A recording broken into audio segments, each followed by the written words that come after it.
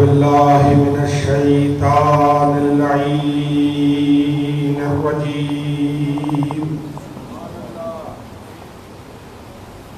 بسم الله الرحمن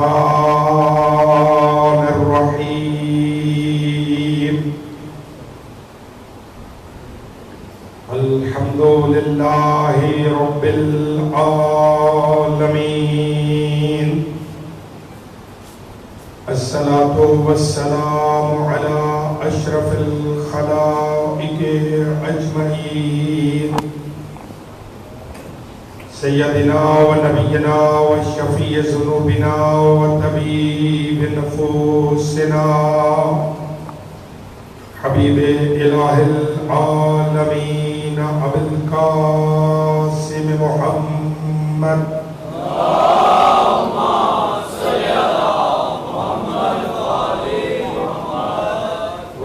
بيته الأطيبين الأطهرين المعصومين المنتخبين المنتجبين الهداة المهديين الذين أذهب الله عنهم الرجس وطهرهم تطهيرا.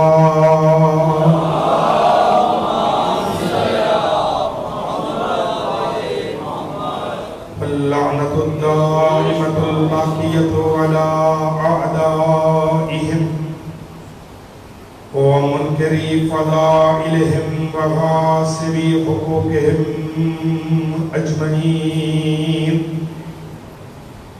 أما بعد فقد قال حق سبحانه وتعالى في القرآن الكريم وقوله الحق وهو أصدق القائلين. بسم الله الرحمن الرحيم. لا تلبسوا الحق بالباطل وتكتموا الحق وأنتم تعلمون. صلوات بلند آواز سے محمد و آل محمد.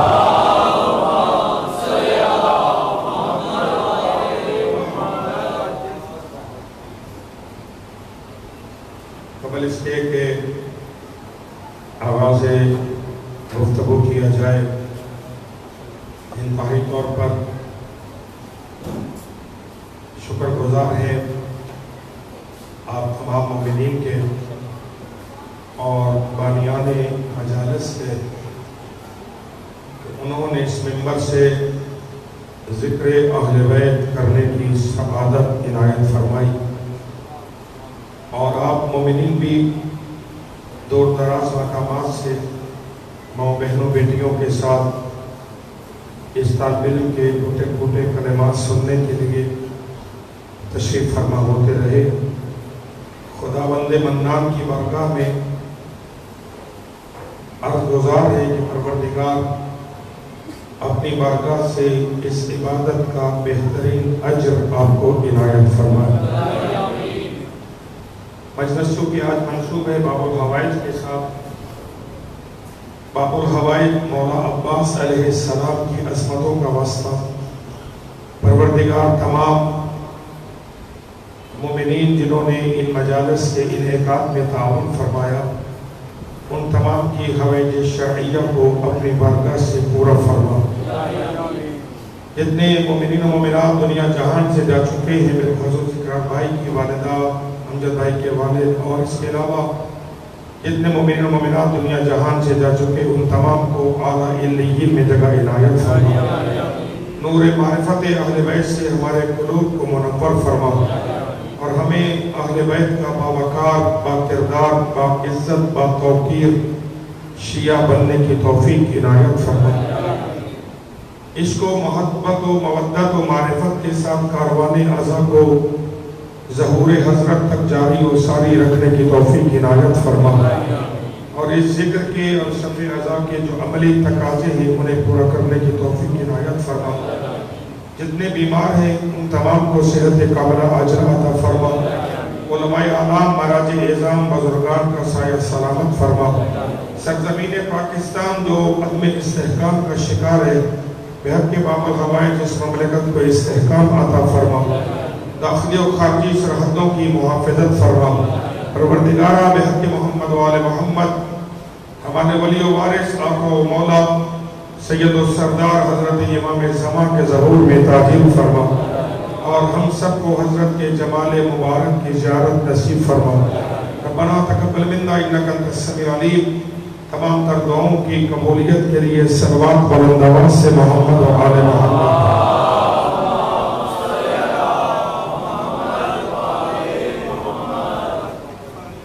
عزیزان گرامی قدر واجب الاحترام سامعین حضرات، سلسلہ سخن کی آج 5ویں اور آخری گفتگو ہے۔ حکم قرآن کے مطابق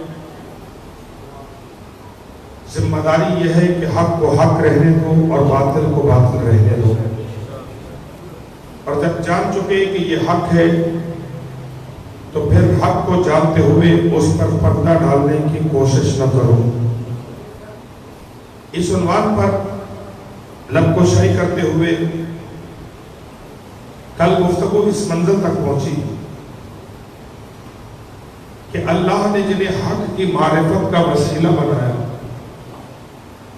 ان تمام کے لیے ضروری ہے کہ وہ اس حق کے کمالات کے مظہر ہو۔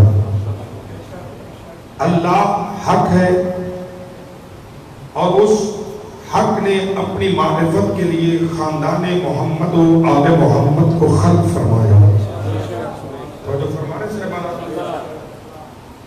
یہ کہہ کر اس نے خلق کیا کہ کن تو کنزن مخفیہ، میں ایک چھپا ہوا خزانہ تھا، کوئی نہیں جانتا تھا کہ میں کیا ہوں، میرا کمال کیا ہے، میرا جمال کیا ہے، میرا جلال کیا ہے، میرا علم کیا ہے، میری قدرت کیا ہے، میرا علم کیا ہے، میری رحمت کیا ہے، میری بخشش کیا ہے، کسی کو کچھ پتا نہیں تھا۔ فَأَحْبَبْتُ أَنْ أُعْرَفَ، میں نے چاہا کہ میرا تعارف ہونا چاہیے۔ اور فرما رہے فَأَحْبَبْتُ أَنْ أُعْرَفَ، میں نے چاہا کہ میں پہچانا جاؤں۔ میں نے کیا کیا؟ فَخْلَقْتُكَ يَا محمد، تو میں نے اپنی معرفت کرانے کے لیے مصطفیٰ تجھے خلق کیا۔ اور سمجھے آپ سے بات فَخْلَقْتُكَ یا محمد، جس پر کا ٹوٹے پھوٹے لفظوں میں گزارش کیا جا چکا ہے کہ سرکار مصطفیٰ اس کائنات کی مخلوق اول ہے، پیغمبر سے پہلے بس بنانے والا تھا، لیکن نبی سے پہلے کوئی بننے والا نہ تھا۔ جب رسول کے نور کو خلق کیا گیا تو بس ایک خلق ہونے والا ہے اور ایک خلق کرنے والا ہے۔ یہاں جملہ سمیت کہ آپ کی سماعتوں کے ہدیہ کرتا جاؤں، کائنات ان 5، 12، 14 کے سامنے بنی ہے، یہ کائنات کے سامنے نہیں بنے۔ کائنات ان 5، 12، 14 کے سامنے بنی ہے، یہ کائنات کے سامنے نہیں بنے۔ مثلا اس امام بارگاہ مسجد اور امام بارگاہ کے بانیان اور جنہوں نے بنایا ہے، اگر وہ حیات ہے اللہ ان کی زندگی طویل فرمائے، اور اگر جا چکے تو خدا ان کے درجات بلند فرمائے۔ اب جن کے سامنے یہ مسجد بنی ہے، اگر ان سے پوچھا جائے وہ یہاں نہ بھی ہوں، کہیں دور بیٹھے ہوئے ہو اور مسجد سامنے نہ ہو، اور ان سے پوچھا جائے کہ جو نبی پورہ شیعہ کی مسجد و امام بارگاہ ہے وہاں پر دروازے کتنے ہیں، کھڑکیاں کتنی ہیں، مسجد کا احاطہ کتنا ہے، امام بارگاہ کے لیے جگہ کتنی ہے، انٹرسٹ کے مقامات کتنے ہیں، تو یقیناً انہیں کسی سے پوچھنا نہیں پڑے گا۔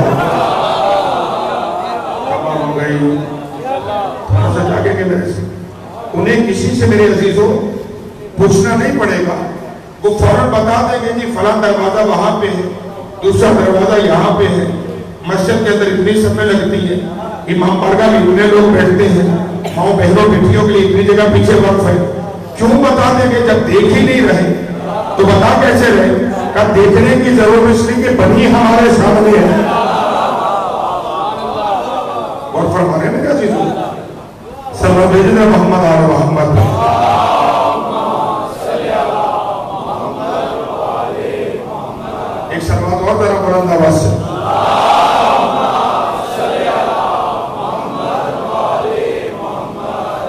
فرما رہے ہیں انہیں پوچھنے کی ضرورت اس لیے نہیں ہے کیونکہ بنی ان کے سامنے ہے. تو جب بنی ان کے سامنے ہے تو انہیں کسی سے پوچھنے کی کیا ضرورت ہے. لیکن اگر کوئی مجھ سے پوچھے گا مولانا صاحب آپ بتائیے نبی پورہ کی مسجد میں کتنے پنکھے لگے ہوئے ہیں, تو میں کہوں جی ٹھہریے میں ابھی مسجد میں جاتا ہوں پنکھے گن کے آگے پھر آپ کو بتاتا ہوں.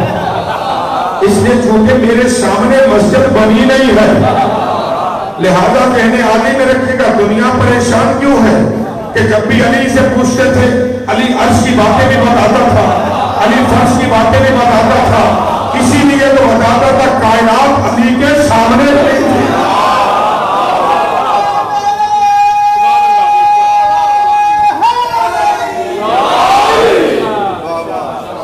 آپ توجہ فرما میرے وجہ شوقی صاحب قبلہ علی مولا عرش کی خبریں اسی لیے تو دیتے تھے اور ممبر پہ جب بھی علی بیٹھتے تھے ایک دفعہ نہیں ہے ایک دفعہ نہیں کئی مرتبہ زندگی میں علی مولا جب بھی ممبر پہ آئے تو ممبر پہ آ کے علی نے فرمایا سلونی سلونی قبل آدم کے دونی پوچھو پوچھو علی سے جو بھی. تو بیٹا میرے طرف دیکھے نا موبائل بند کرنا ابھی 2 ریکارڈنگ ہو رہی ہے آپ موبائل دیکھیں گے تو میں کیا پڑھوں گا ایک سوال بھیجے محمد آرے بات. اب تو میرے بچوں آپ کی لوگوں سے تصویروں کی اتنی بھرمار ہو گئی ہے اب تو خود ہاتھ باندھے بھائی نہ اتارو کیا کرنا ہے سارا سوشل میڈیا تو بھرا پڑا ہے. اب تو کوئی جس کو کہنے پرائیویسی کوئی پرائیویسی نہیں رہ گئی کوئی سیکیورٹی نہیں رہ گئی. توجہ فرما رہے ہیں بدرہ اور یہ سب آپ مومنین کی دعاؤں کا کرم ہے ہماری تو محنت اس میں کچھ بھی نہیں ہے آپ تو دعائیں فرماتے ہیں. توجہ فرمائیں علی ممبر پہ آتے تھے فرماتے تھے سلونی سلونی قبل آدم کے دونی پوچھو پوچھو علی سے جو بھی پوچھنا چاہتے ہو. قبر اس کے کہ علی تمہارے درمیان موجود نہ رہے تم علی کو کھو دو اور بعد میں سوچو کہ علی سے پوچھ لیتے. علی دعویٰ کر رہے تھے پوچھو علی سے جو پوچھنا ہے. ہاں یہ لوگوں کی بدنصیبی تھی کہ انہوں نے جب بھی علی سے پوچھا تو کسی نے کہا میں نے کھانا کیا ہے.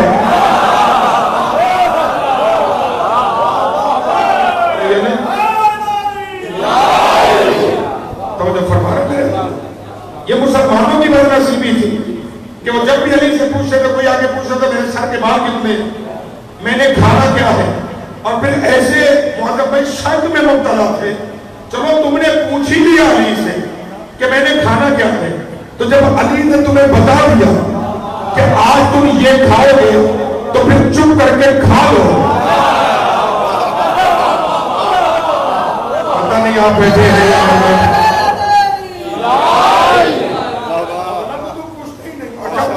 پوچھ لیا کہ مولا آج میں نے کیا کھانا ہے تو جب علی نے بتا دیا کہ آج کے دن تیری خوراک یہ ہے تو یقین کر کے کھا لے کہ جو علی نے کہا ہے اس کے علاوہ مجھے کچھ ملنے والا نہیں ہے.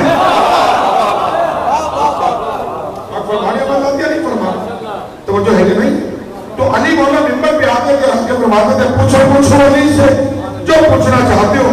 اور علی کوئی گھر سے تیاری بھی نہیں کر کے آتے تھے کہ سارا سلیبس گھر سے پڑھ کے آئے پھر ممبر پہ آگے کہ پوچھو پوچھو جو پوچھنا نہیں. ممبر پہ آتے تھے اور آگے کہتے تھے پوچھو پوچھو علی سے جو پوچھنا چاہتے ہو. قبر اس کے کہ علی تمہارے درمیان موجود نہ رہے. یہی وجہ تھی کہ یہ دعویٰ علمی دعویٰ نہ علی سے پہلے نہ علی کے بعد پوری ذمہ داری سب کر رہا ہوں نہ علی سے پہلے کسی نے کیا پھر نہ علی کے 11 معصوم بیٹوں نے یہ سلونی کا دعویٰ نہیں دیا. یہ دعویٰ بس تاریخ میں علی کا ہے اور علی کے علاوہ جب بھی کسی نے یہ دعویٰ کیا ذلت اس کا مقدر قرار پا. ہائے ہائے سمجھو ہے یہ نہیں ہے. علی کے علاوہ جب بھی کسی نے یہ دعویٰ کیا ذلت اس کا مقدر قرار پا گئی. بغداد کی مسجد ہے بغداد کی مسجد میں نبی کے نامی مولانا ہے نام میری زبان پہ ہے میں نام لے نہیں رہا ہوں. وہ خدا جانے میں کیا سوچی بات کرتے کرتے اب انہوں نے کہا کہ پوچھو پوچھو جو پوچھنا چاہتے ہو. اب عقیدت مندوں کا ارادت مندوں کا مجمع تھا ساری دنیا سامنے بیٹھی ہوئی تھی. بخارجہ مجھے دیکھیے گا سرکار ساری مجمع بیٹھا ہوا کون پوچھے مطلب اتنا بڑا دعویٰ کون پوچھے اچھا مسجد کے پڑوس میں ایک علی کی کنیز کا گھر تھا، مرد کوئی نہیں اٹھا، ایک مومنہ، اس کے کانوں میں آواز پڑی، اس کا یہ دعویٰ تو علی مولا نے کیا تھا، کیا علی دوبارہ زندہ ہو گئے؟ فوراً چادر پہنی مسجد میں آئی، منبر پہ مولانا تھے، کہا یہ آپ نے کہا پوچھو تو پوچھنا، کہا ہاں میں نے کہا پھر آپ تیار ہیں؟ ہائے ہائے، پھر آپ تیار ہیں؟ میں کچھ پوچھنے آئی ہوں تو مجھے فرمایا میرے عزیزوں، یہ جملہ ماں بہنوں بیٹیوں کے لیے بھی کافی ہو جائے گا، 5 دنوں سے ماشاءاللہ تشریف لا رہی ہے۔ اس مومنہ نے کہا تیار ہے میں پوچھنے آئی ہوں؟ مجھے کہا ہاں پوچھو۔ اس نے کوئی قرآن حدیث تفسیر تاریخ میں صرف اتنا بتاؤ، یہ جو تیرے سر پہ امامہ ہے اس کے پیش کتنے ہیں؟ ہاتھ ہو گئی ہے، ابھی بھی کچھ کہوں گا تو سب چلیں گے میرے کھوڑا، کہا کہ یہ جو آپ نے سر پہ جو میں نے امامہ رکھا ہوا ہے یہ سامنے آپ کو بل نظر آتے اسے پیش بولا جاتا ہے، کہا تیرے سر پہ جو امامہ ہے اس کے پیش کتنے ہیں؟ مولانا سکوت میں ہے، کہا بیٹا ایک میں ٹھہرو، میں امامہ اتارتا ہوں پھر تمہیں گن کے بتاتا ہوں۔ ادھر امامہ اتارا، ادھر سے کہا بس اب کچھ نہیں پوچھنا، تو سکونی کا دعویٰ کیا کرے گا؟ بڑے مجمع میں جس کی پگڑی ایک عورت نے اتروا دی ہے،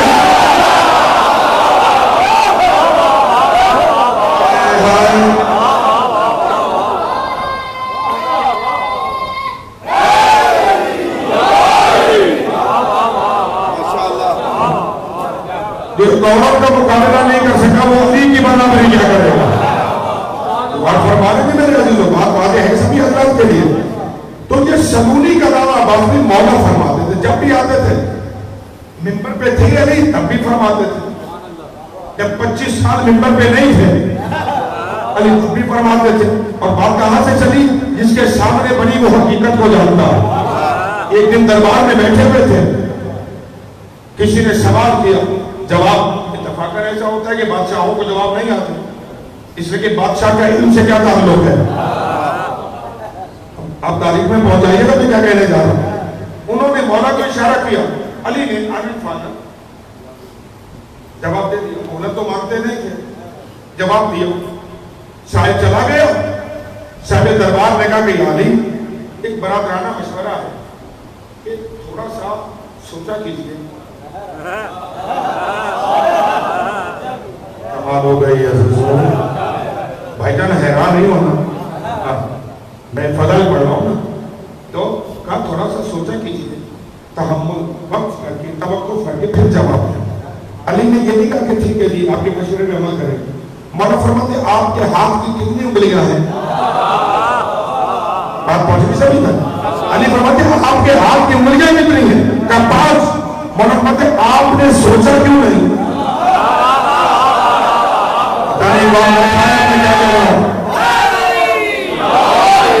علی مطلب فرماتے تیرے ہاتھ کی کتنی انگلی ہے؟ کہا کہ 5۔ علی فرماتے سوچا کیوں نہیں؟ کہا یہ کیا سوچنے کی بات ہے، ہاتھ میرا ہے، انگلیاں میری ہے، میرے سامنے رہتا ہے ہر بات، تو اس میں سوچنے کی کیا بات؟ علی فرماتے جس طرح ہاتھ کی 5 انگلیاں تیرے سامنے رہتی ہے، اللہ کی کائنات علی کی نگاہوں میں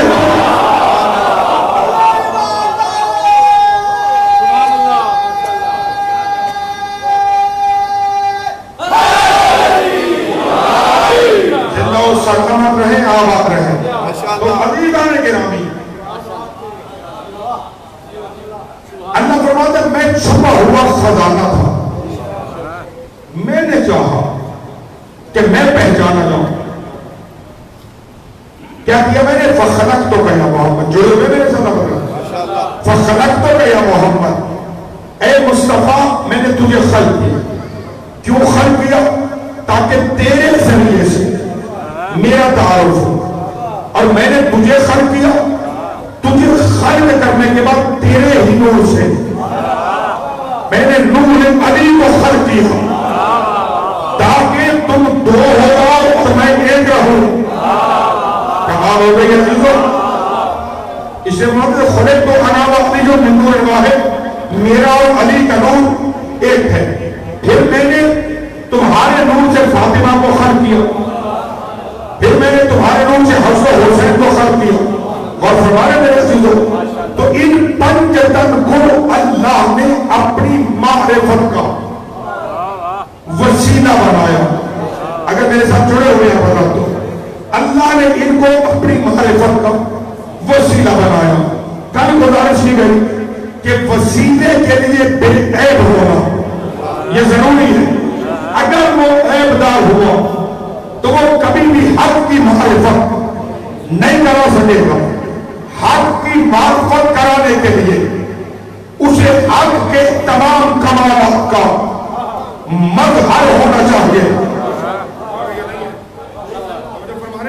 اسے حق کے تمام کمالات کا مظہر ہونا چاہیے.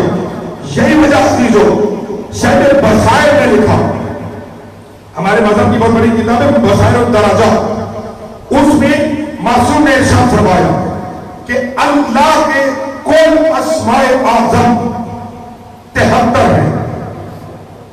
ٹھیک ہے جی, اللہ کے کل اسماء اعظم کی تعداد 73 ہے.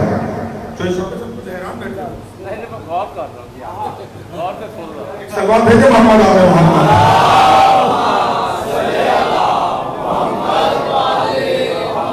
اللہ کے کل اسماء اعظم کتنے ہیں؟ 73. معصوم فرماتے ہیں اللہ نے جب اسماء اعظم کا علم دیا تو آدم سے لے کے عیسیٰ تک خدا نے کسی کو 1, کسی کو 2, کسی کو 3, کسی کو 4, کسی کو 5, حتیٰ کہ جناب آدم کو 25 اسماء اعظم کا علم دیا. تو جب فرما رہے ہیں بات پہنچی اب تک کہ آدم سے لے کے عیسیٰ تک انبیاء میں اسماء اعظم 2, 4, 5, 10 تک تقسیم ہوتے رہے, مگر جب ہم آل محمد کی باری آئی تو اللہ نے ہمیں 72 اسماء اعظم کا عالم بنایا.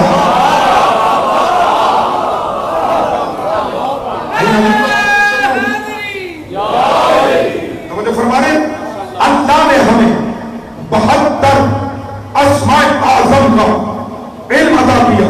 کل کتنے دے گی؟ 73 میں سے 72 اسماء کا علم ہم آل محمد کے پاس ہے. کسی کا محمد اللہ 73 کے 73 کا علم آپ کو دے دیتا, میں نے 72 کا ہمیں دیا, 73 کا اس نے اپنے پاس رکھا. کہ وہ کیوں؟ کہ اس لیے تاکہ وہ خالق رہے, ہم مخلوق رہیں.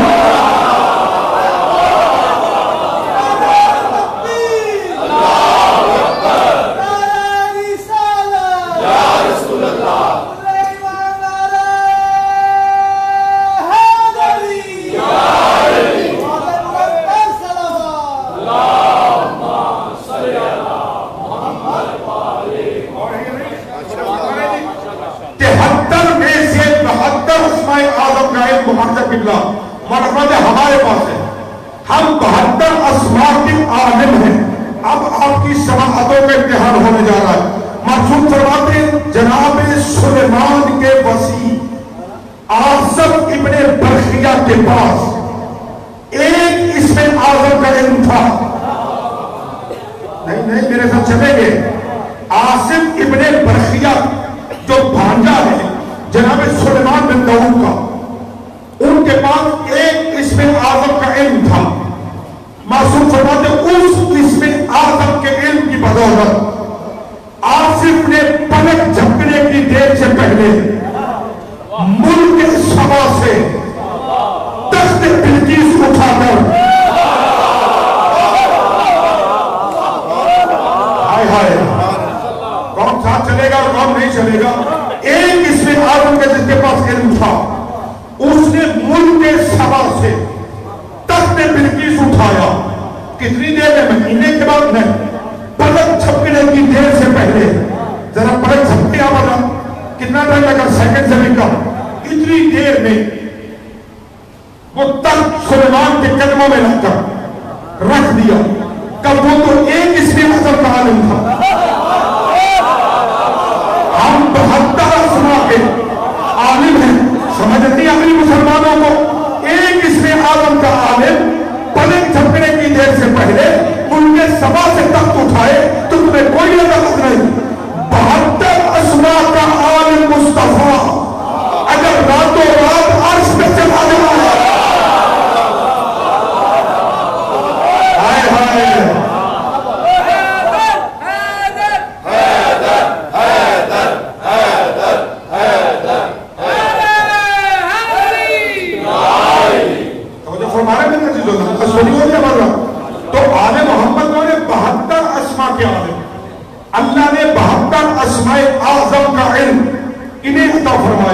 اب میں کیا کروں میرے عزیزوں، اب چپ کر گئے تو مجھے کچھ آسان کرنی پڑے گی بات۔ ایک اس میں اعظم کا جو عالم آصف ابن برخیہ ہے، اس نے پلک جھپکنے کی دیر سے پہلے معظم بھائی ملک سبا سے تختے بلقیس کو اٹھایا اور سلیمان کے قدموں میں لے آیا۔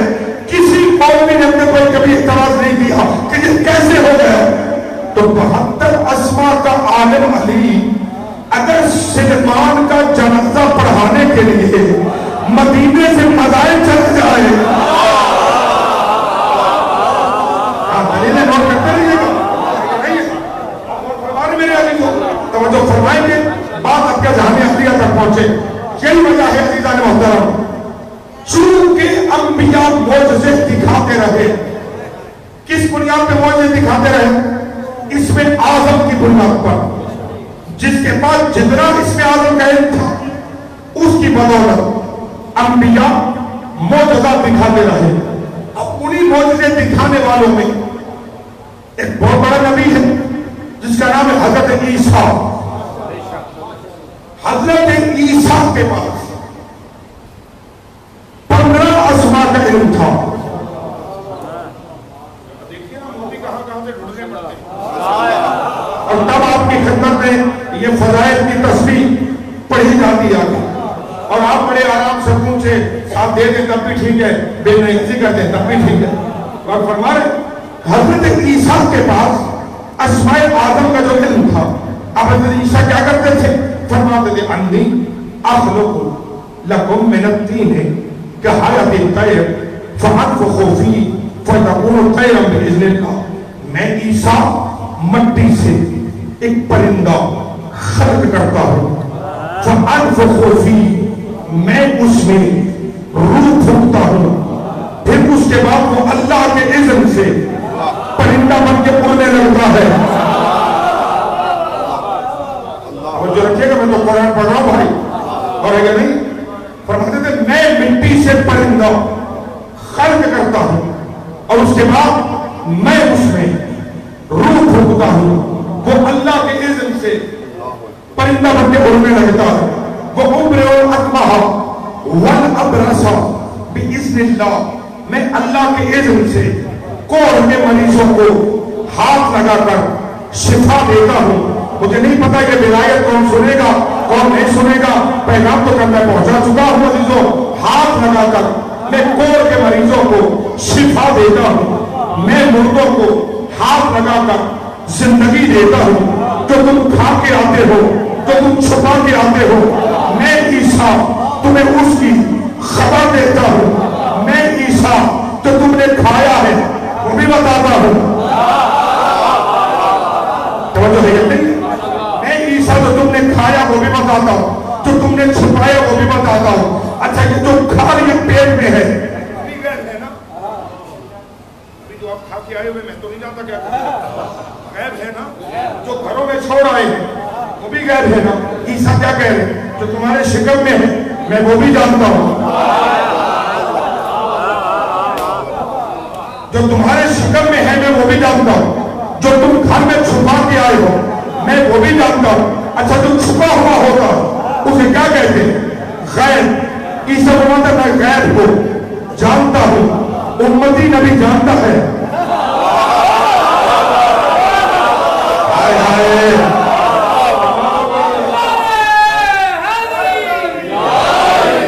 بھائی جو چھپا ہوا ہے وہ غیب ہے، اور عیسیٰ فرماتے میں اسے جانتا ہوں۔ عیسیٰ ہے کون؟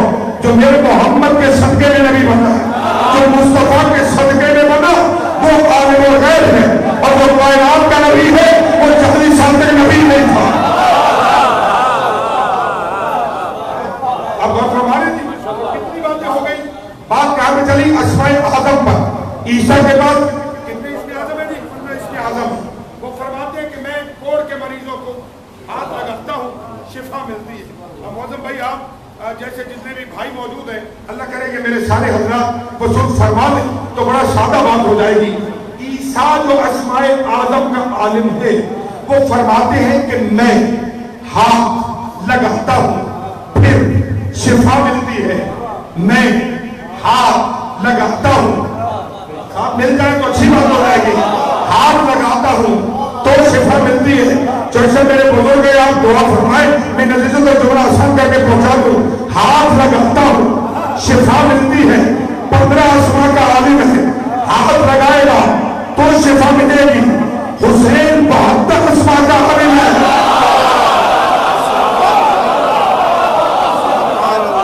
نہیں نہیں نہیں, سارے ملیں گے.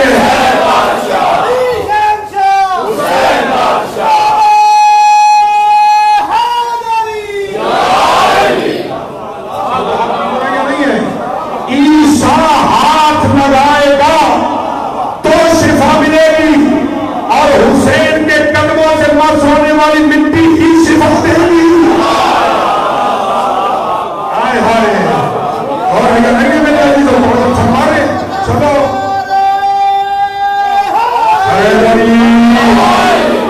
سلامت رہے. عارف شاہ جی قبلہ توجہ فرما دے. دے دیں گے میرا بندہ, تو نہیں جاؤ گے بچوں. چلو لے لو جملہ. حضرت نوح کا نام سنا, سبھی حضرات نے سنا وہ جنہوں نے کشتی بنائی تھی. ٹھیک ہے, کشتی بنا کے چلے تھے, امت بیٹھ گئی, بیٹا نہیں بیٹھا. فرمانے, اور جب بیٹا نہیں بیٹھا نا تو اللہ نے بھی رشتے کا کوئی احترام ہی نہیں کیا. تو فرمانے, حالانکہ بیٹا تو نبی تھا لیکن اللہ نے رشتے کا کوئی احترام نہیں کیا. اللہ نے کہا معیار کشتی ہے. توجہ ہے نہیں, معیار کشتی ہے. توجہ فرمانے, تو حضرت نوح علیہ السلام 2500 سال زندگی گزاری, 950 سال تبلیغ کا فریضہ انجام دیا. تبلیغ کرنے نکلتے ہیں, لوگ پتھر مارتے ہیں. ہم جیسے مولوی آج تو فخر کریں نا اپنے آپ, ہم آتے ہیں بادشاہ, ہمارے سامنے بزرگان گاڑی کے دروازے کھول رہے ہوتے ہیں, ہم کسی سے ہاتھ ملائیں تب بھی ٹھیک ہے, نہ ملائیں تو کہتے ہیں جی مشکور بھی بڑے سارے ہاتھ نہیں ملتے, جبکہ بد اخلاقی ہے. توجہ فرمائیں, صاحب منبر کو بااخلاق ہونا چاہیے, اس لیے کہ صاحب منبر جو ہے وہ سمبل ہے وہ عوام کے لیے. ہمیں لوگ اپنا آئیڈیل سمجھ رہے ہوتے, اخلاقیات کے زمانے میں بات کرنی چاہیے. توجہ فرمائیں کا مطلب, لیکن ہمیں کوئی پتھر نہیں مارتا. جناب نوح نکلتے تبلیغ کرتے, لوگ پتھر مارتے. اچھا, اللہ کا نبی شوکت بھائی سر سے لے کے پاؤں تک لہو لوہا پتھروں کے ڈھیر کے نیچے دب ہے. اللہ نے جبریل سے کہا, جبریل جاؤ پتھر ہٹاؤ اور اپنے پر نوح کے جسم سے لگاؤ. اب بھی کچھ تو ہوگا جو ساتھ جمع دیا نہیں دو. نتیجہ تو میں گھنٹے کی گفتگو کا نتیجہ ہی دے دیا یہاں پہ. حضرت نوح کے ساتھ جا کے اپنے پر لگاؤ تاکہ نبی کو شفا ملے اور پھر تبلیغ کرے. جبریل آتا, پر لگاتا, نوح کو شفا ملتی. آپ کو سمجھ آئی میں نے کیا کہا؟ حضرت نوح کو جبریل کے پر لگتے شفا ملتی, پھر تبلیغ کرنے جاتے. یہ نوح ہے, فرشتہ پر لگائے گا تو شفا ملے گی. اور ادھر 3 شعبان ہے, علی کا گھر ہے.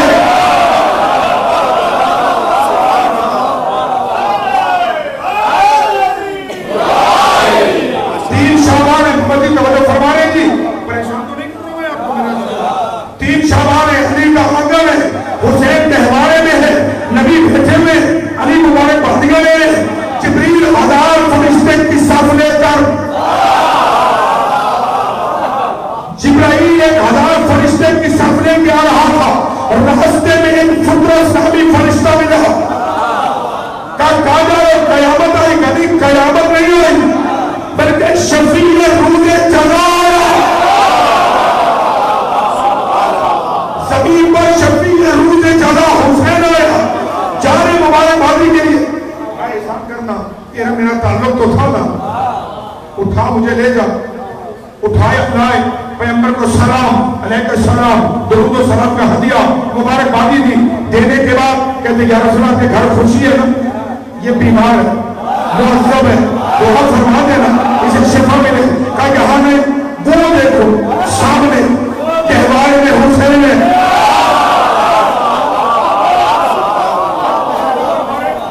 وہ سامنے کہوائے میں حسین ہے, اس سے جا کے بس کرو. جبریل چلا, پیغمبر نے کہا ٹھہرو, حسین سے نہیں کہوارے سے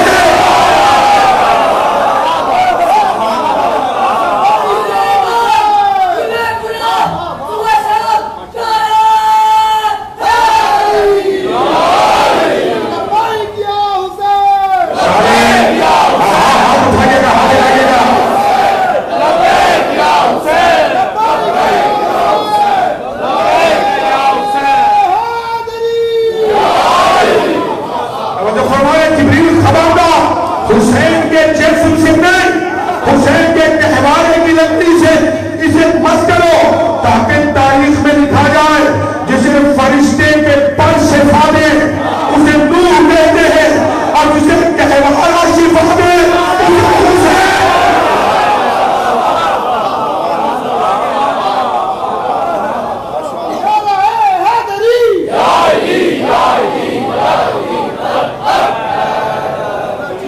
سلامت رہے، اللہ اکبر۔ توجہ فرما رہے ہیں، بوجھ تو نہیں بن گئے؟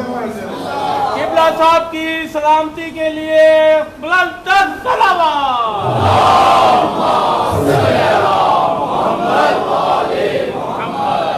زندہ رہیں، آباد رہیں، سلامت رہیں۔ خدا آپ کے چہروں کو اسی طرح نور ولایت سے چمکتا اور منور رکھے۔ خدا ان تمام ماؤں کی گودیاں سلامت رکھے جنہوں نے آپ کو علی و حسین کی لوریاں سنائی ہیں۔ سایہ ولایت میں زندگی کی سانسوں کو بسر کرتے رہیے۔ توجہ فرمائے میرے عزیزوں، تو اہل بیت میں 72 اسماء کے عالم۔ اب اجازت دے رہے ہو تھوڑا سا رخ آگے بڑھایا جائے؟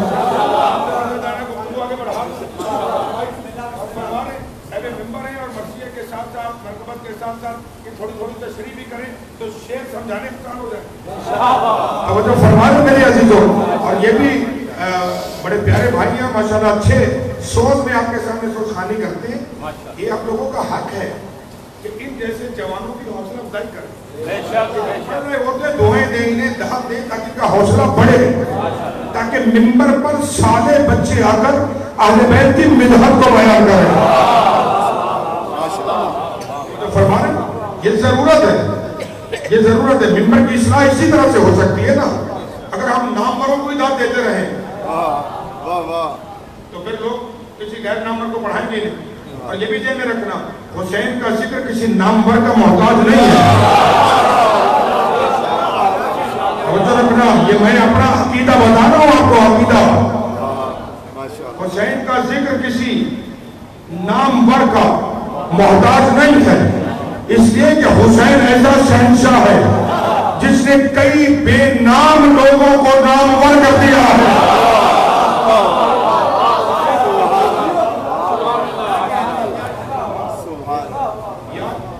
معذرت کے ساتھ یہ جو جملہ معترضہ آگے بڑھ چلے رہا ہوں، آج اگر دنیا میں ہمارے ناموں سے لوگ آگاہ ہیں تو ہمارا ذاتی تعلق سے کسی سے نہیں، کوئی ذاتی تعلق نہیں، جہاں پہ بھی شناخت ہے وہاں کیا ہے کہ یہ حسین کا ذاکر۔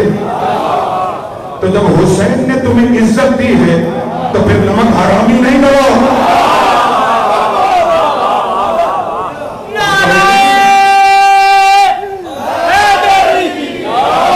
اس عزت کا لحاظ کرو، مکتب سے وفا کرو۔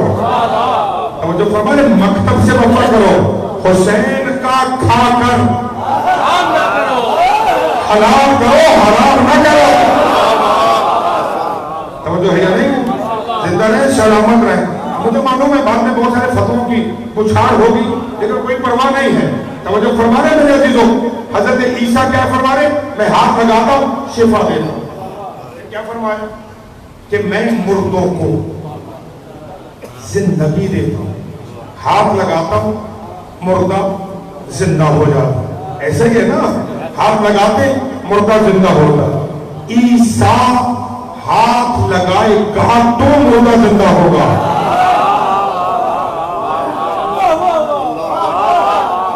اب آپ تھکیں گے نہیں میرے عزیزوں، کیونکہ میں تو عقیدے پہ کمپرومائز نہیں کروں گا۔ یہ بزرگان سارے جانتے ہیں، میرے آپ اسلوب بیان سے بھی آگاہ ہیں اور میرے عقیدے اور ایمان سے بھی آگاہ ہیں۔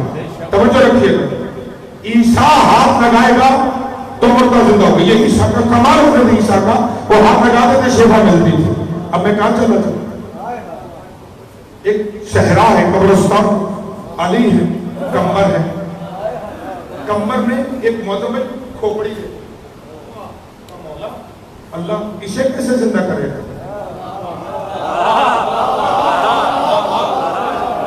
وہ ہے نا، قرآن میں بھی واقعہ تو ہے نا، اگر آپ گھبرا نہیں رہے میرے عزیز۔ جناب ابراہیم نے مردہ دیکھا، بوسیدہ ہڈیاں دیکھی تو فرمایا پروردگار کیف تحیی الموتیٰ، تو مردوں کو کیسے زندہ کرے؟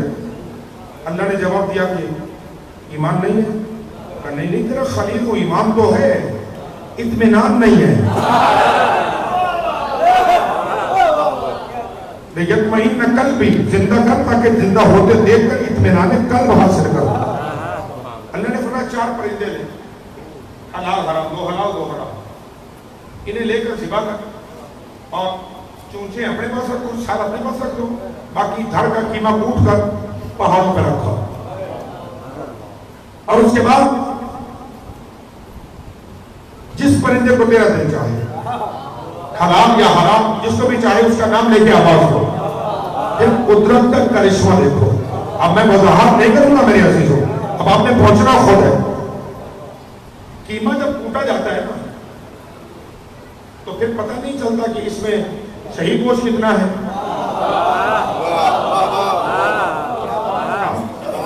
اس لیے عقل مند لوگ جو ہے وہ اپنے سامنے قصاب سے کہتے ہمارے سامنے جو تم نے بنایا وہ نہیں.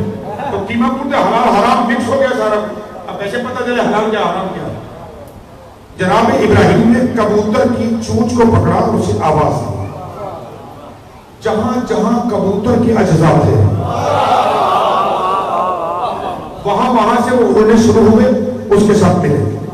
کبوتر کے ساتھ کسی حرام پرندے کا کوئی ایک ٹکڑا بھی آ کر نہیں لگا.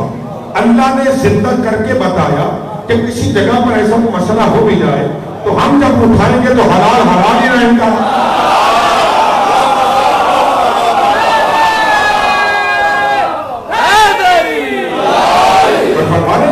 حلال حلال رہے گا, حرام حرام رہے گا.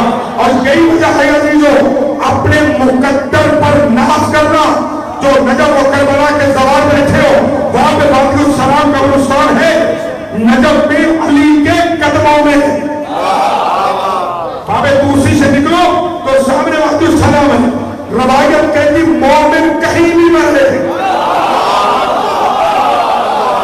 کہیں چاہیے مجھے دہی چاہیے اپنی کا مومن کہیں بھی مرے اور اسے کسی کے ساتھ بھی دفن کر دیا جائے. اللہ جب قیامت کے دن اٹھائے گا تو مومن محمد سلام سے اٹھے گا. اللہ اکبر. اللہ جب اٹھائے گا تو محمد سلام سے زندہ ہوئے, اطمینان قلب ہو گئے. تاریخ چلی, علی مولا تک تاریخ آ گئی. اب تو باتوں میں پونا گھنٹہ نکل گیا عزیزو. کمبر نے علی سے کہا مولا کیسے؟ علی نے وہی جواب کمبر کو دیا جو اللہ نے ابراہیم کو دیا. ایمان نہیں ہے. کہا جی مولا ایمان تو ہے آپ کے ساتھ ہوں آخر, مگر کیسے؟ علی فرماتے خنجر ہے تیرے پاس؟ کہا جی ہے. فرماتے خنجر بے نیا ہوں. کمبر نے خنجر بے نیا ہوں. علی فرماتے اس کی تھا کاٹنے والا حصہ آسمان کی طرف کرو. جی مولا ہو گیا. میرا نام لے کر ایک پرندے کو آواز دو. پتہ نہیں آپ کہاں بیٹھے ہوئے اور فرمانے ذہن میں رکھیے گا کہ میں 1.25 گھنٹے کی مجلس پڑھ کے بنا فصل آپ کے پاس آ رہا ہوں اور ہے یا نہیں. میرا نام لے کر آواز دو. علی کا نام لے کے کمبر نوازی پرندہ آیا, اس چھری کی دھار پہ گردن رکھی, حرکت کی, سر الگ تھا ڈالا.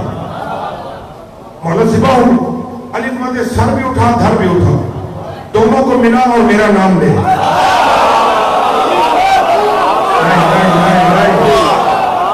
آپ میرے ساتھ چلی نہیں پا رہے میں کیا کہہ رہا ہوں. میرا نام دل بولا, زبان کے ساتھ دل بولا. علی فرماتے میرا نام لے. نام لیا پرندہ زندہ ہو گیا, فضا میں چلا گیا. مولا زندہ ہو گیا. علی فرماتے پھر بولا, پھر بولا. وہی پرندہ جو سب وہی پرندہ واپس آ. پھر چھری کی دھار پہ کرتا, پھر حرکت کی دھار لگ سارا. اللہ نے پھر میرا نام لے, پھر زندہ, پھر گیا. تاریخ کہتی 70 مرتبہ وہ پرندہ آیا, 70 مرتبہ ذبح ہوا, 70 مرتبہ زندہ ہوا. جب 70ویں مرتبہ آیا کمبر نے خنجر پیچھے کیا, ہاتھ آگے کیا, پرندہ کمبر کے ہاتھ پہ رکھا. اب جملہ باریک ذہنوں کے لیے, کمبر نے پرندے کو دیکھا اور دیکھنے کے بعد کہتے تیرے جسم میں روح نہیں ہے. کون پہنچا ہے کون نہیں پہنچا؟ تیرے جسم میں روح نہیں ہے؟ پرندے نے کہا ہے تجھے درد نہیں ہوتی؟ کہا ہوتی ہے. کہا جب خون بھی نکلتا ہے درد بھی ہوتی ہے. آتا کیوں ہے؟ قبل اس کے جملہ کہوں، یہ جو کمبل اس سے گفتگو کر رہا ہے پرندے سے، یہ پرندہ سمجھ رہا ہے کمبل کیا کہہ رہا ہے؟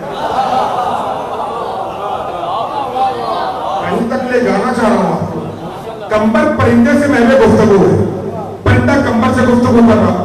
اچھا جو پرندوں کے ساتھ جو بولنے کا معجزہ تھا یہ کس کا تھا؟ سلیمان کا. سلیمان نبی پرندوں سے بولتا تھا. سلیمان والا معجزہ علی کا کمبل دکھا رہا.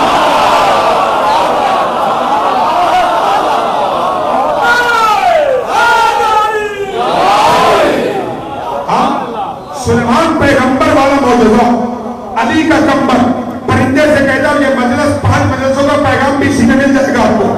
کمبل نے پرندے سے کہا شمشملا کہ آتا کیوں جب روح بھی ہے، درد بھی ہوتی ہے، ذبح بھی ہوتے ہو، خون بھی نکلتا ہے، پھر بار بار آتا کیوں ہے؟ پرندے نے کمبل کو دیکھا، کہا تیرے بھی کیا کہنے ہیں، تو میرا آنا دیکھتا ہے، بلانے والے کا بلانا نہیں دیکھتا.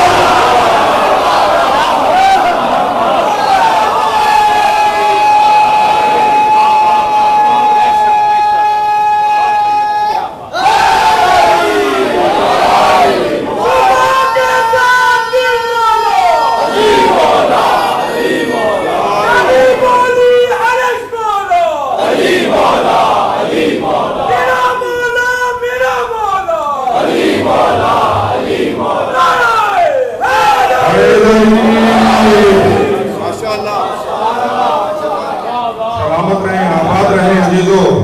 جس طرح پیغام وصول کیا آپ نے، پرندے نے کیا کہا؟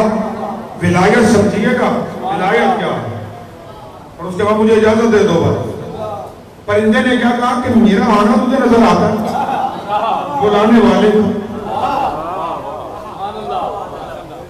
کہ میں ولایت کا ماننے والا ہوں، مولا بلا رہا. اور اہل ولایت کا حق یہ جب بھی مولا بولا ہے، مولا بلائے تو چلے آؤ. اب علی کی مرضی ہے، علی تمہیں مسجد میں بلائے.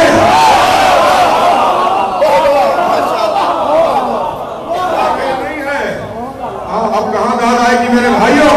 یہ مولا کی مرضی ہے. تم پوچھنے کے مجاز نہیں ہو کہ ہمیں یہاں کیوں بلائے. نہیں، مولا نے بلایا تو آؤ، علی مسجد میں بلائے تب بھی آؤ.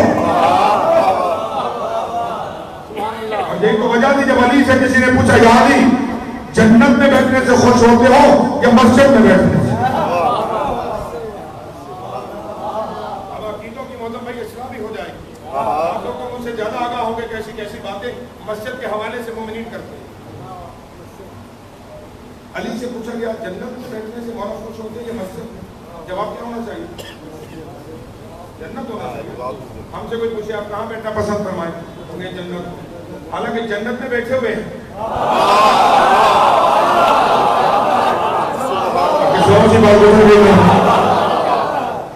چھٹے آخر میں خدمت میں ایک شخص آیا، اس کا مولا میرے حق میں دعا کرے، اللہ مجھے جنت دے. ذہن میں رکھیے گا دعا بھی کسی سے وہی کروائی جا سکتی ہے جو کوئی دینے پہ قادر ہو. اور فرمایا مولا صاحب سے کہا کہ مولا دعا کرے اللہ مجھے جنت جانا چاہتا ہوں. ہاں ہاں مولا دعا فرمائے خدا آخرت میں جنت دے. امام فرماتے ایسی محفلوں میں جایا کرو جہاں پہ ہمارے فضائل بیان کیے جائیں. ایسی محفلوں میں جایا کرو جہاں پہ ہمارے فضائل کو بیان کیا جاتا ہے. یہ وجہ ہے قبل اس کے کہ مولا کے جملے میں اختتام کریں. ایک جملہ اور بھی ماں بہنوں بیٹیوں کے لیے گزارش کر دوں.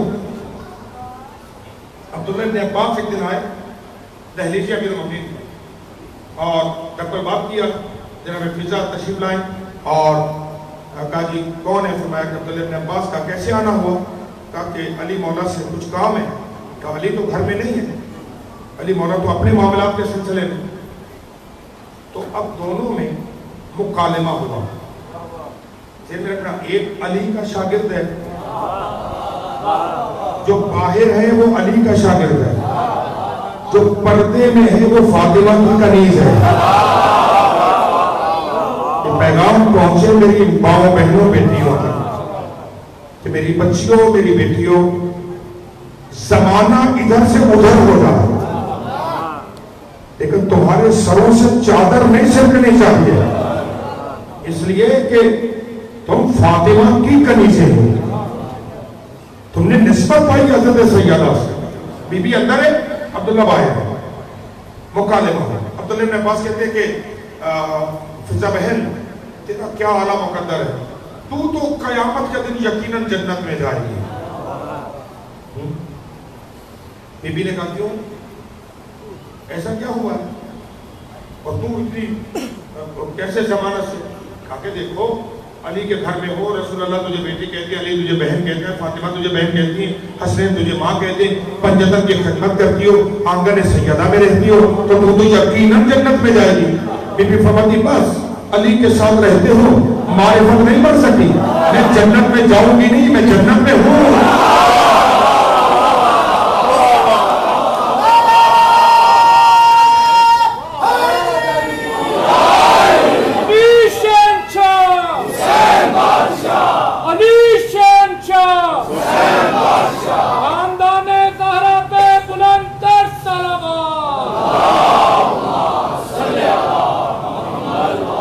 اللہ اکبر۔ اور جو فرما رہے جی تو مولا سے کسی نے کہا مسیحی پیغام ہے جو 5 مجلسوں کا اسے وصول فرمائیے گا، مولا جنت میں بیٹھنے سے زیادہ خوش ہوتے یہ مسجد۔ علی فرماتے مسجد سبحان اللہ، مولا وہ کیوں، ہم تو جنت۔ علی فرماتے اس لیے جنت میں بیٹھنا نفس علی کی خواہش ہے اور مسجد میں بیٹھنا علی کے اللہ کی خواہش ہے۔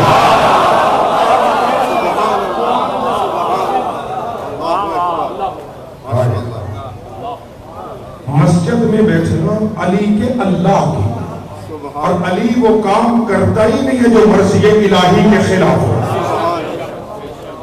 تو ان 5 12 14 کو اللہ نے عزیزوں مظہر بنایا ذات حق کا، یہ مظاہر ہیں اللہ کے اوصاف کے مظاہر ہیں، رب کائنات میں پہچانا گیا ہے 5 12 14 کے وسیلے سے۔ یہ جملہ ہے، اس کے بعد طبیعت منقرض ہو جائیں گی۔ یہ 14 نہ ہوتے رب کی معرفت نہ ہوتی۔ کیسے پتہ چلا کہ رب ہے؟ وہ صحرائے کربلا پہ کسی جوان کے کٹے ہوئے بازو بتا رہے ہیں۔ تمام ہو گئی زحمت عزیزوں۔ آج حکم یہ ہے کہ علم برآمد ہوگا اس شہنشاہ کا کہ جس کے سہارے علی کی بیٹیاں جنگلوں میں آئی ہیں۔ بخل کر کے کوئی گریہ نہ کرے، شرم کر کے کوئی گریہ نہ کرے۔ کتنا ناز تھا عباس کی وفا پر اہل بیت کو، کربلا سے لے مدینے سے لے کے کربلا تک ایک ایک منزل پر ایک ایک بی بی کو دیکھ کر سیدہ کہتی رہی پریشان نہ ہونا، وہ دیکھو میرا عباس ساتھ جا رہا ہے، جب تک غازی زندہ ہے کسی میں جرت نہیں ہے تمہارے پردوں کی طرف دیکھے۔ ہائے رونے والو آزادارو، نہ پڑھ سکوں گا پوری شہادت نہ سن سکو گے۔ جب تک عباس رہا ہے حسین کے یتیموں نے پانی مانگا ہے۔ رونے آئے ہو جو، جب تک عباس زندہ رہا تب تک حسین کے یتیم پانی مانگتے رہے۔ جب عباس زین سے اتر گیا پھر کسی نے پانی نہیں مانگا۔ جتنے سفید داڑیوں والے بیٹھے ہو بتاؤ پانی آ گیا تھا؟ پانی نہیں آیا تھا۔ یتیموں کو یقین ہو گیا تھا اب کوئی لانے والا نہیں رہا۔ ہائے رونے والے عزادارو، مقتل کہتی ہے جنہوں نے بھی مولا عباس کی تاریخ لکھی ہے، انہوں نے جناب عباس کا جو حلیہ لکھا ہے نا، یہ لفظ تمہیں سمجھ آئے میرے عزیزوں، کچھ اگلے جملے نہیں پڑھنے پڑیں گے. تاریخ نگاروں نے لکھا ہے کہ علی کا یہ لال اتنا قد آور جوان تھا کہ جب بھی گھوڑے کی زین پہ بیٹھ کر عباس رکابوں میں پاؤں رکھتے تھے تو عباس کے گھٹنے گھوڑے کے کانوں سے ٹکراتے تھے. اب بھی پڑھوں گا تو گریہ کرو گے. جب رکاب سے پاؤں باہر نکالتے پاؤں زمین پہ خط کھینچنے لگتے. جو کربلا کے زوار بیٹھے ہو گواہی دینا. علامہ دربندی مجاور ہے قبر عباس کا. ابھی قبر پہ زری نہیں بنی تھی. کوئی زوار آئے ظاہر آئے انہوں نے زیارت کی. علامہ دربندی کو دیکھ کر مدر علامہ ایک سوال ہے. تاریخ کہتی ہے کہ عباس کا قد اتنا بڑا تھا کہ 2 رکابے گھوڑے پر بیٹھتے تھے اور گھوڑے کے کانوں سے گھٹنے ٹکراتے تھے. علامہ فرماتے بالکل ایسا ہی ہے. وہ ظاہر رو کے کہتے پھر بتا قد اتنا بڑا قبر اتنی چھوٹی. میں پڑھ گیا تم نے سن لیا.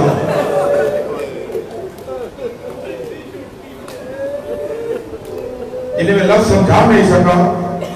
آپ کے ہاں بھی جب کوئی قضیہ ہوتا ہے کوئی قداور جوان مرتا ہے قبر کھودنے سے پہلے اس جوان کے قد کے ساتھ دھاگا یا لکڑی رکھ کے ماپا جاتا ہے تاکہ قبر قد سے تھوڑی بڑی بنائی جائے تاکہ میت آرام سے اتاری جا سکے.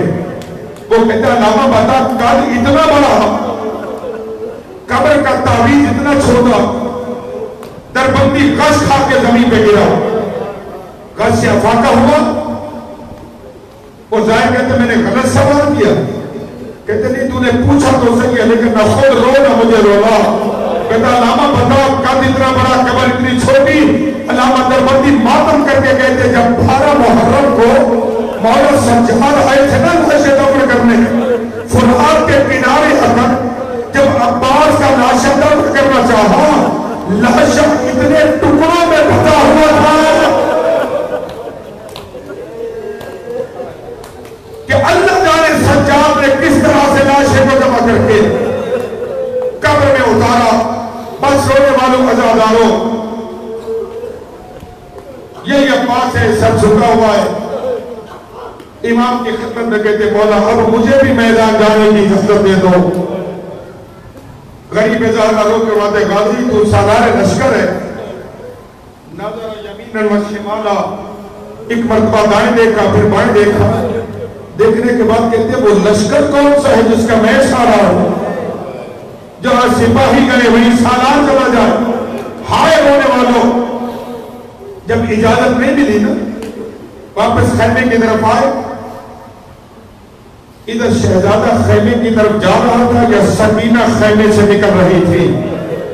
سکینہ کی نگاہ چچا پہ پڑی. بی بی دیکھ کے کہتی چچا تو بھی زندہ ہے اور میرا اصغر پیار سے تڑپ رہا ہے. مولا عباس رو کے کہتے سکینہ کیا کرو تیرا بابا اجازت جو نہیں دیتا. بچی نے چچا کا بازو تھاما. جس خیمے میں مشکیزیں رکھے تو اسی خیمے میں آئی. سکینہ نے مشکیزہ اٹھایا. مشکیزہ اٹھا کے چاہتی چچا کو پہنائی. شہزادہ دے کے کہتے سکینہ پہنا چچا تیرا قد بڑا ہے. چچا میرا قد چھوٹا ہے. چچا میرے ہاتھ نہیں اٹھ رہے. شہزادے نے جھکنا شروع کیا. جھکتے جھکتے عباس کے ہاتھ زمین پہ آ لگے. سکینہ نے مشکیزہ پہنایا. مشکیزہ پہنانے کے بعد چچا کا بازو تھام کر لے کر وہاں آئی جہاں پہ مولا حسین بیٹھے تھے. جیسے مولا نے بیٹی کو ہاتھ دیکھا غریب زہر مسجد چھوڑ کے اٹھا. اور یہ کہتے سکینہ میں سمجھ گیا تو کیوں آئی ہے. میری بچی نے روکتا نہیں چچا کو بھیجنے بیٹھا مگر اتنا سوچ کے بھیج رہا کہ چچا کے جانے کے بعد تماچے لگے گئے. چچا کے جانے کے بعد پھپھیوں کی چادریں لٹے گی. ہائے رونے والوں اجازت ملی. مولا میدان نہیں بہنوں سے الوداع کر خیموں کی جانب آیا. شہزادہ مولا خیموں میں آ کر ایک بی بی سے الوداع کر کے آخر میں ثانیہ زہرا کے خیمے کی جانب بڑھے. جیسے بڑھے ایک مرتبہ بی بی کو سلام کیا. سیدہ دیکھ کے کہتی عباس تجھے میدان جانے کی اجازت مل گئی؟ ہاں بطول کی بیٹی۔ سیدہ فرماتی کہ لہذا ذرا میرے خیمے میں آ۔ مقتل کہتی غازی ایسے بیٹھا جیسے نمازی تشہد میں بیٹھتا ہے، سر جھکا کے کہتے جی بطول کی بیٹی، جی علی کی لاڈلی۔ بی بی فرماتی غازی تجھے یاد ہے نا 21 رمضان صبح بابا نے میرے سر سے چادر اتار کر میرے سر پہ بوسہ دیا تھا اور میری زبان سے نکلا تھا واہ حجابا، ہائے میرا پردہ۔ پردے کا نام سن کے بابا نے رونا شروع کیا۔ غازی روتے روتے بابا نے کہا تھا زینب آج تو میرے سامنے ننگے سر آنا کا وعدہ نہیں ہے، اللہ جانے کر بازاروں میں ننگے سر۔ غازی میں نے تجھے دیکھا تھا اور میں سوچتی جس کا عباس ایسا بھائی ہو کون اس کے ہاتھوں میں رسیاں پہنائے گا، لیکن عباس مجھے یقین ہو گیا ہے تو میدان جا رہا ہے، اب چادریں بھی لٹے گی، اب ہاتھ بھی بدیں گے، اب بازاروں میں بھی جانا پڑے گا۔ ہائے رونے والوں ازاداروں، بس عباس اجازت لے کے آیا فرات کے کنارے مشکینہ بھرا، مشکینہ بھر کے عباس واپس ہوا۔ جیسے واپس ہوئے ایک مرتبہ اعلان ہوا غازی کا راستہ روکو۔ ہائے رونے والے، چاروں طرف سے تیروں کی بارش شروع ہوئی۔ حرملہ کہتا ہے جب عباس کے بازو کٹ گئے نا، مشکیزہ دانتوں میں لیا، عباس مشکیزے پہ چھوٹے۔ حرملہ کہتا میں نے عباس کے گھوڑے کا طواف کیا، طواف کرنے کے بعد یہ ظالم کہتا میں نے عباس کی پہلو میں اتنے زور سے تیر مارا کہ تیر عباس کی پسلیوں کو چیر کر مشکیزے میں لگا۔ کبھی عباس سیدھا ہوا تھا کہ میں نے ایک تیر عباس کی آنکھ میں مارا، تیر کا آنکھ میں لگنا تھا۔ عباس والا نے سر جھکایا، ابھی سر جھکا تھا کہ کسی ظالم نے گرد مارا، گرد کا لگنا تھا۔ عباس نے زید چھوڑی، الگ جھکتا دیکھ کے حسین اٹھے یہ صدا دیتے ہوئے عباس تو نہیں اترا، میری جبر ٹوٹ گئی۔ ہائے رونے والوں، ادھر خیمہ میں اعلان ہوا بیویوں اپنی چادریں سنبھالو، زینب کا پردہ کربلا میں ٹوٹ گیا، میرا عباس زید ماتم ہے، عباس ماتم مظلوم۔